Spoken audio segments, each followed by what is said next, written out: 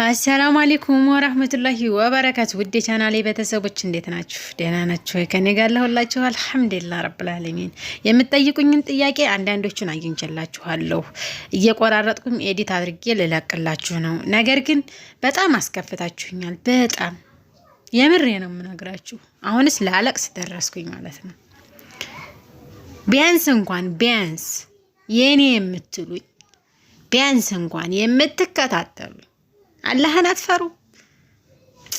በእኔ ጉድ እኔ ለእናንተ ስል ታስንቱ ጣላለሁ ቪዲዮ ቀርጾ ለመላክ ይው እንትኔ እንኳን አይታያችሁም። ጠላሞቴ ያሉበት ድረስ ሂጄ ለመላክ ያዘዛችሁኝን ለማድረግ ስል ስንከራተት አላሳዝናችሁም? ተውት እሺ፣ ችግር የለውም። አንድ ቀን ያልፋል። ያለፈ ቀን ግን እንተዛዘባለን፣ ጥያቄም እንጠያየቃለን። መልስም እንድታቀርቡልኝ እፈልጋለሁ።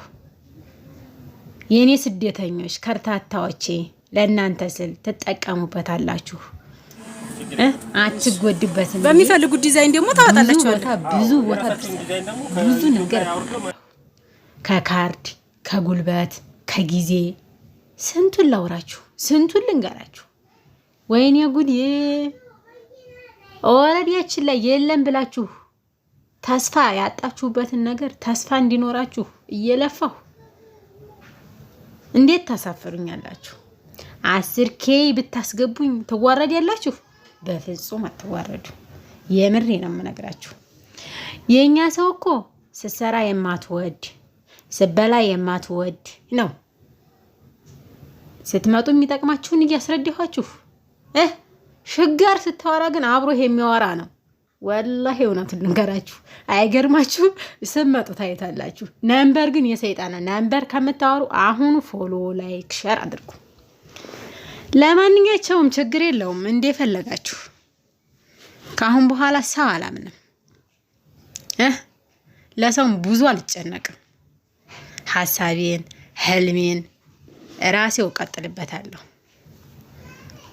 ደጋፊዬም አላህ ብርታቴ ሚኒ ብርታቱን የሚሰጠኝ አላህ። የምደራደረው በዚህ ብቻ ነው። ከእንግዲህ ከሌ ሸራረገ ከሌ ተከታተለ ብዬ ምንም መጨነቅ የለብኝም። እናንተስ ምን ትሉኛላችሁ? ለማንኛቸውም ሐሳብ የምትሰጡኝ ልጆች አላህ ሐሳባችሁን አዛናዚላችሁን ይጣልላችሁ እላችኋለሁ። ከጭንቅ አውጥቶ ድል ያለው ውስጥ ያስገባችሁ ደስታው ማለት ነው። እና ይሄ ነው እላችኋለሁ ሀባይቦችዬ። በነገራችን ላይ አረ ወይኔ ጉዴ! እስቲ በዛም ዘወር ብለሽ ቀርጪ እስኪ። የነገርንሽ እንደሞ እስቲ ንገሪን ያለችኝ ማነች? እኔ ዛሬ እንደው ምን አባቴን ሲሻለኛል። ምንድን ነበር የነገርሽኝ?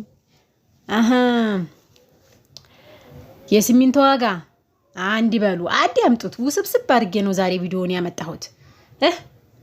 መካከል ስትደርሱ ደግሞ አሸዋ አለ፣ ጠጠር የተፈጨኛል። የሲሚንቶ ዋጋ 1650 ብር ገብቷል። የአሸዋ ዋጋ አሸዋ 40 ሺህ ገብቷል። ሀባይቦችዬ አይዛችሁ እንዳትጨነቁ፣ ብርቱ እኮ ናችሁ። እንኳን ለ40 ሺህ ቀርቶ አይደለም 100 ሺህ ቢገባ እናንተ ጀግና ናችሁ። ሰው ለመደገፍ የሄዳችሁት አላማ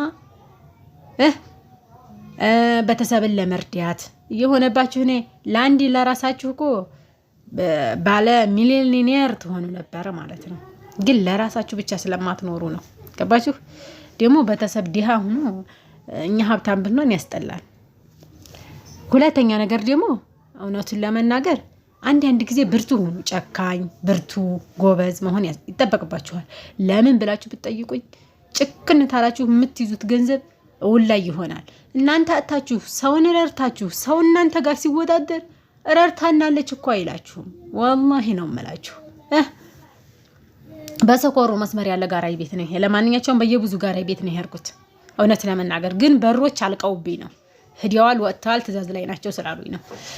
የበር ዋጋ 1500 1400 1600 ለምሳሌ ከኤሚዴፍ የሚሰራ አለ፣ ከኮምፒስታቶ የሚሰራ አለ፣ ከላምሌት የሚሰራለ እንዳትሸወዱ። እኔ ስለናንተ ስል ጋራይ ቤት ልከፍት 1 2 3 እያልኩ ነው። እውነቱን ልንገራችሁ። ለምን ስጠይቃቸው ጭማሪ ያደርጉብኛል። ለእናንተ ስነግራችሁ አትረዱኝም። በነገራችን ላይ ይሄ እዚህ እየሄድኩኝ መቀረጽ በጣም አስጠልቶኝ ነበር። ደግሞ ብዙ ጊዜ ተደጋጋሚ ስጠይቁኝ መመለስ ግዴታዬ ስለሆነ ነው። ገባችሁ? ምክንያቱም በቃ ቢያንስ የ2000 የ3000 ጭማሪ ይነግሩኛል። እኔ ብዙ ልጆች ጋራጅ ቤት አናግሬያለሁ። ብዙም ደግሞ ሰው እየፈለኩ ሞክሬያለሁ። ጋራጅ ቤት ብከፍት ስንት ብር እንደሚፈጅብኝም ራሴን በራሴ ፈትኛለሁ። እስከ 300,000 ይፈጅብሻል ብለው ማማክረውኛል። እውነት ነው የምነግራችሁ። ነገር ግን ሰራተኛ አታገኝም በቶሎ ብለውኛል። ከደሴም ላስመጣ ከአዲስ አበባም ላስመጣ ብዬም ብዙ ታግያለሁ። ነገር ግን አንድ ቀን አይቀርም ከከሚሴ ያስመጣለሁ ብዬ እቅዱን ይዣለሁ። የምትደግፉኝ ካላችሁ ቫይራል አውጡት፣ ቪዲዮዬን ተከታተሉት፣ ለብዙ ሰው ይድረስ። ጋራይ ቤት እጀምራለሁ፣ ምንም ጥርጥር የለውም። በቃ የሴት ጋራይ ቤት የጀመረ እስካሁን ድረስ አላየሁም። አይታችኋል? እስኪ ንገሩኝ። የመኪና ጋራይ ቤት የጀመረች ሀያትን አዲስ አበባ ላይ ማሻአላህ። ሰው ለውጥን ስለማይወድኔ ወላሂ እኔ እሷን ባየሁ ቁጥር ትጉነህና ስኬታማነትን ይመጣልኛል ማለት ነው ሁሉ ጊዜ። እና በቃ ትጉናት፣ ጎበዝናት፣ ብርቱናት። በቃ አልገበሪነት የራሳችን መኖር አለብን ማለት ነው። ሁለተኛ ነገር ደግሞ አንዷ እህቴ በኮሜንት ምንም ብላኛለች መሰላችሁ? የብሎኬት ማምረቻ ድርጅት እንዴት ነው? ብሎኬትም ለማምረት እፈልግ ነበር። ብሎኬት አሮጌው መናኸሪያ የሚሰራውንም ፎቅ ቀርጸሽ ላኪልኝ፣ አክሲዮኑን እንዴት ነው አለች። አክሲዮኑ እየተሰራ ነው።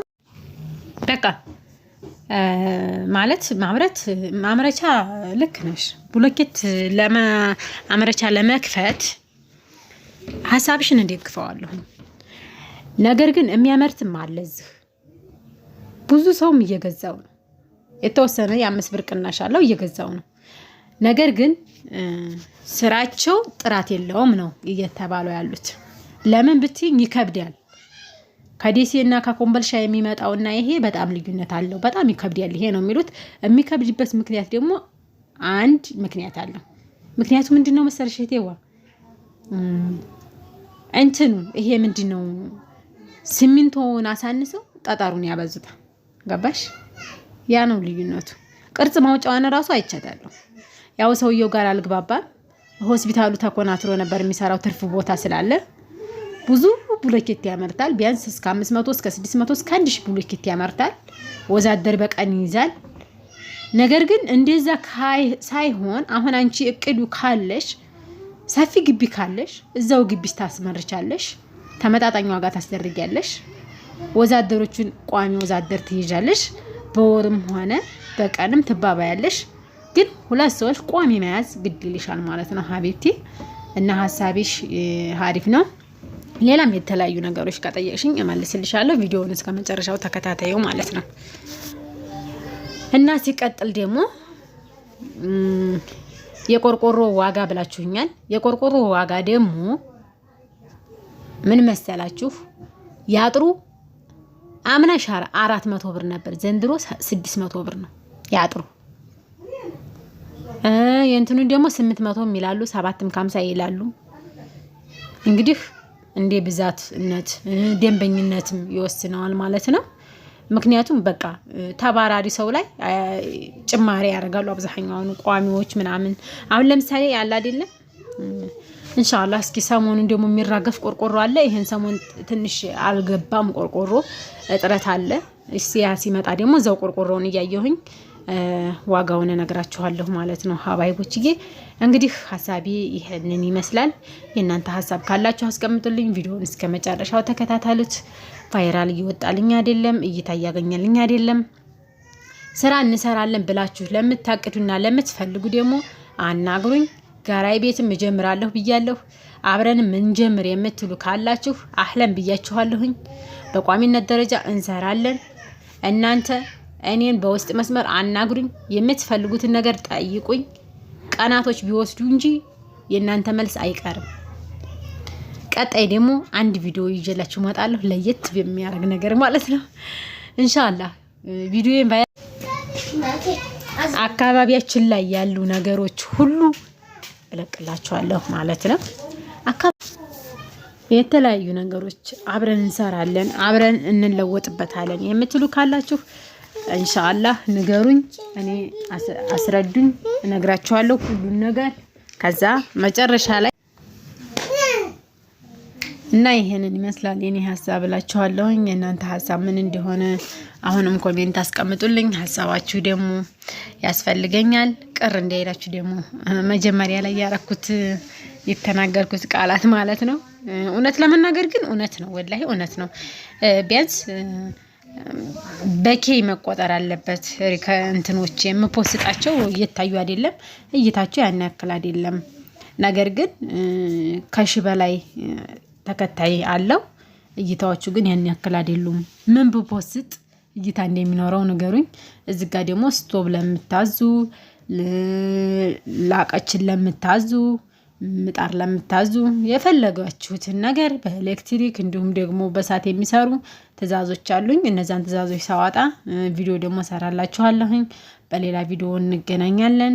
እውነት ለመናገር የምጣድ ዋጋ 7500 ብር ብሎኛል።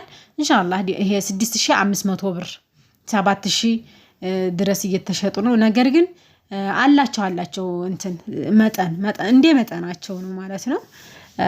ስቶቦች ደግሞ ከ500 ይጀምራሉ። አሁን 500 ብር ናት ማለት ነው።